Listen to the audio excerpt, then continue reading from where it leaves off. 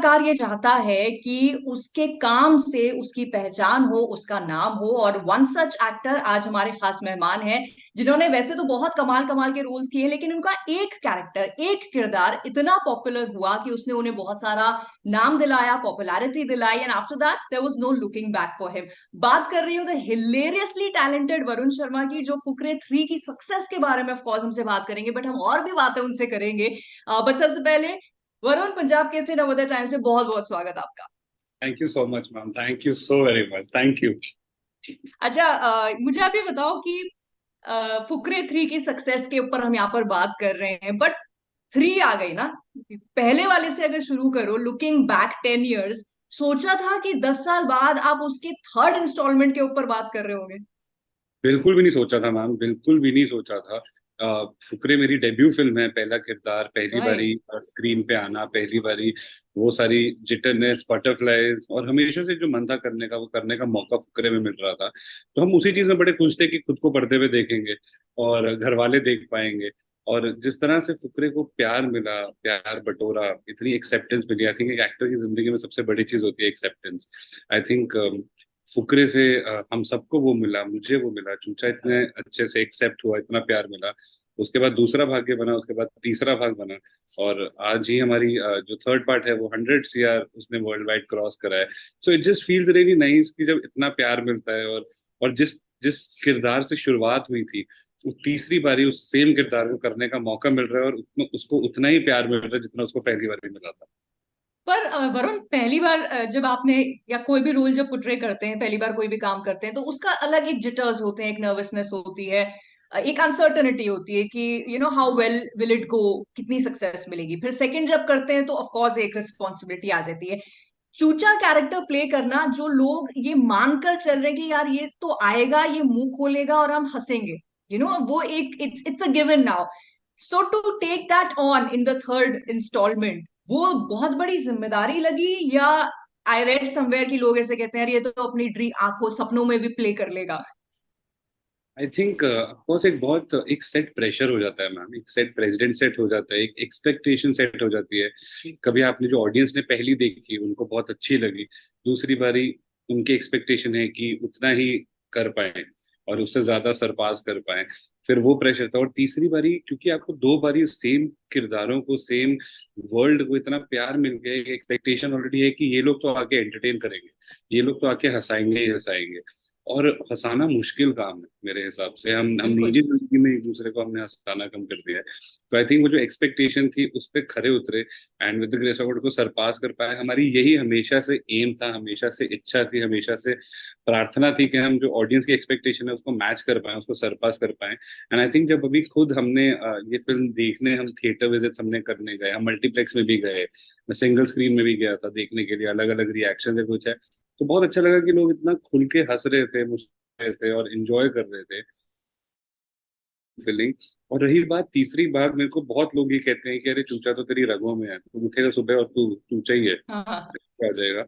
लेकिन लोग ये नहीं समझते कि जब मैंने पहली बार स्टार्ट किया था तो एक एकदम फ्रेशनेस थी, मैं 22 साल का था, एकदम रॉनेस थी, कुछ एक्सपीरियंस नहीं था, और वही किरदार को चाहिए था।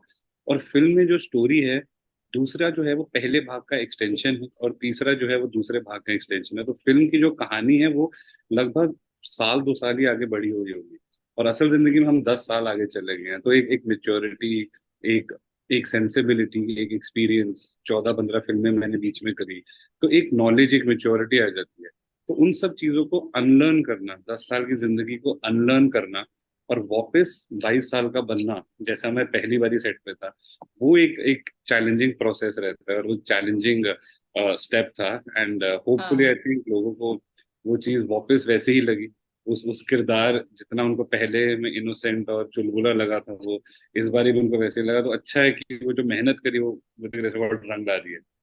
नो, बट मैं आपसे ये पूछना चाहूंगी कि ये बिल्कुल आपने सही कहा कि कहानी चाहे वो साल 2 साल के गैप को हम दिखा रहे हैं, बट यस, फुकरे जो फर्स्ट पार्ट आया था वो 10 साल पहले आया था, और अब हम 2023 में थर्ड इंस्टॉलमेंट की बात कर रहे हैं।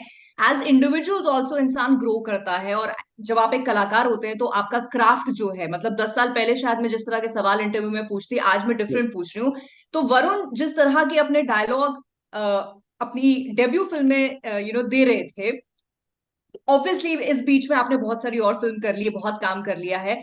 तो did you go back to see कि यार वो 22 साल वाला लड़का कैसे बोल रहा था?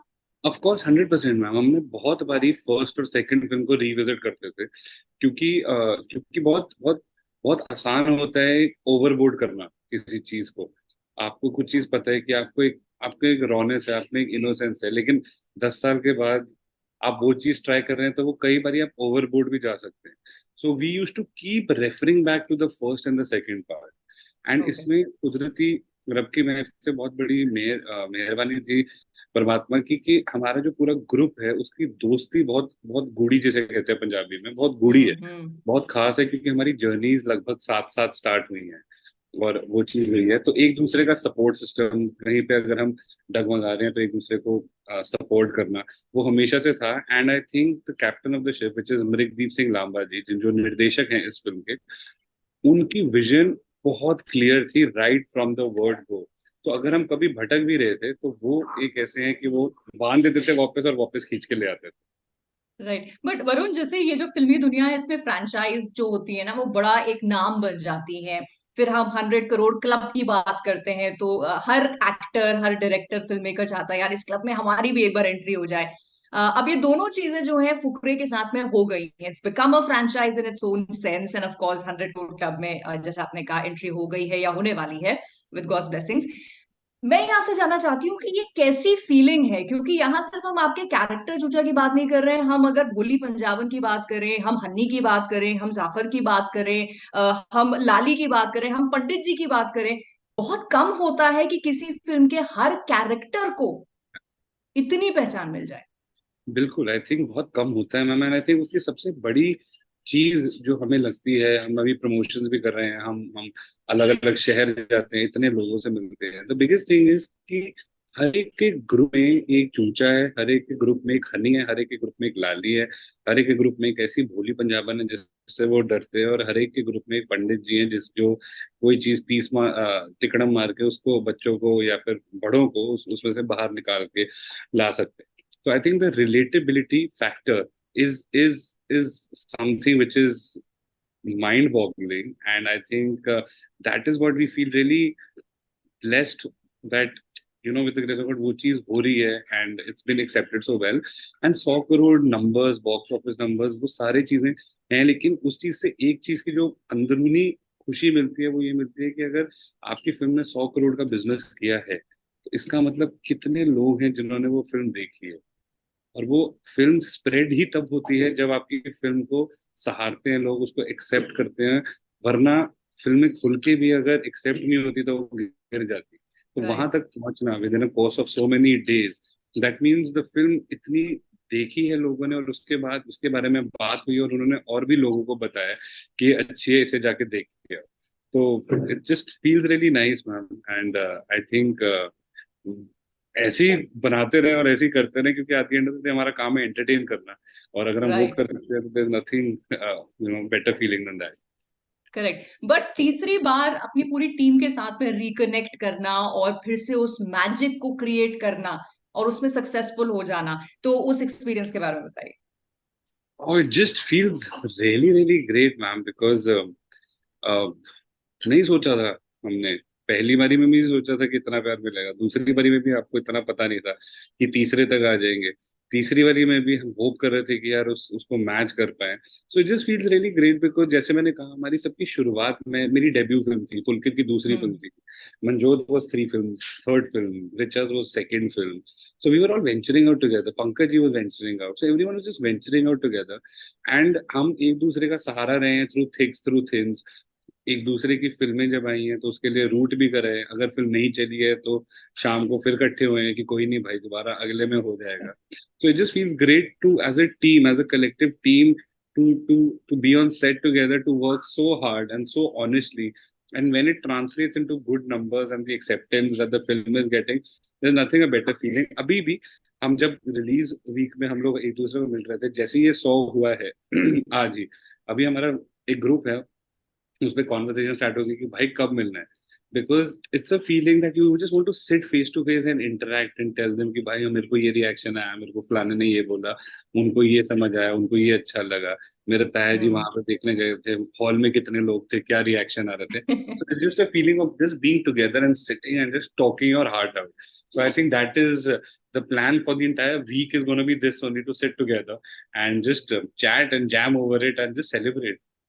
Right, and you guys truly deserve it also, but जैसे आपने पहले कहा ना कि आपकी क्योंकि डेब्यू फिल्म थी, तो उस वक्त तो सिर्फ इतना सोच रहे थे कि यार 70 mm पे खुद को देखेंगे, परिवार वाले देखेंगे, वो लिस्ट में आपका नाम आएगा, तो वो एक फीलिंग, फिर ये कैरेक्टर इतना पॉपुलर हो गया, कितनी लाइफ बदली after Fukrey and after Choocha becoming so famous?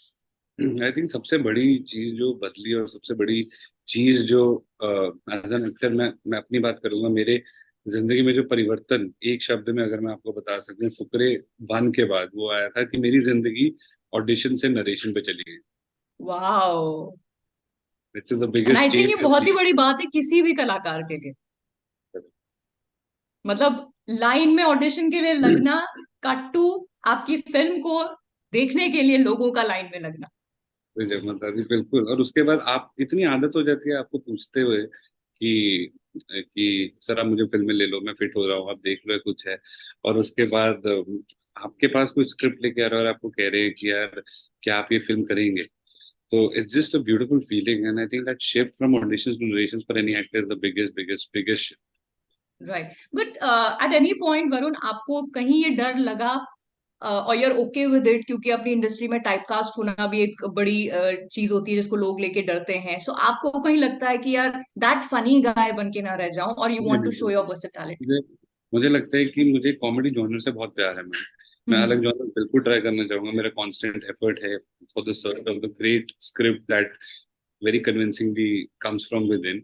But at the same time मुझे हंसाना बहुत अच्छा लगता है, मुझे लोगों के चेहरे पे मुस्कुराहट लाना बहुत अच्छा लगता है. And as much as I can do it, I want to keep exploring this genre, this one genre I don't want to leave.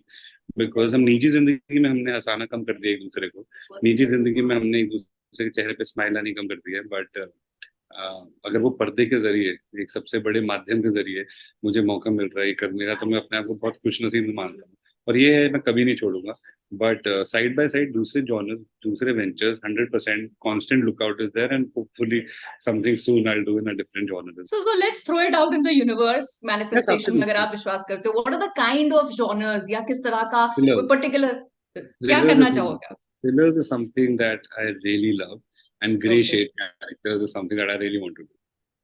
Yeah, and that will be so interesting audience के लिए भी, कि वरुण का वो aspect भी हम देख पाए. So let's we thrown it out in the universe, maybe next interview जो हम करें ऐसे ही किसी कैरेक्टर के लिए करें, बट बिल्कुल. ऑल्सो आर देयर टॉक्स की फुकरे 4 भी is there I going to be hope so, there? really hope so. Even in the film, we've left a open ending that हाँ what वही. happened in the fourth installment. So really keeping our fingers crossed, and I hope we don't take that much time as we took for this one, and we come out with Sukre for really soon. Again, throwing it out there in the universe. Right, so let's wait for that, but उसके होने तक where else are you going to be entertaining us? So there's I can't really name the project name, but there's something that I've finished with Mad Dog Films. Okay. It's a film that's being produced by Mr. Dinesh Vijan, and that's going to be very out. There's something that I finished with Love Ranjan sir, with Love Ranjan ji's producing, and I'm a part of it. So these are the two films that I've finished already, and they're going to be coming out very soon. And apart from that, there's something that I'm probably starting off like next month. The dates are just getting figured and all that. So there are a couple of things. Interesting one, again in the happy zone, I would say, trying to make everyone smile and spread happiness. So yeah, so it's going to be about 2 to 3 outings for the next year for me. Great. So it's going to be a treat for the audience and people who love you and your work. जाते जाते जो प्रशंसक हैं, जो fans हैं आपके काम के लिए, क्या कहना चाहेंगे? उनको यही कहना चाहूंगा कि thank you so much for all the love. Thank you so much for sharing so much of love and warmth towards me, and I will keep trying my best to make you laugh, to get you and make you entertain, and try and surpass all your expectations. That's a constant effort and a constant chase and run internally as a practice that I do to do that, and I really hope and pray that I manage doing that. Yes, and thank you so much for entertaining. ऐसे ही आप हमको entertain करते रहिए। On that note, wishing you all the luck for the success of everything that you do, Varun. Thank you. Thank you ma'am, thank you. Bye.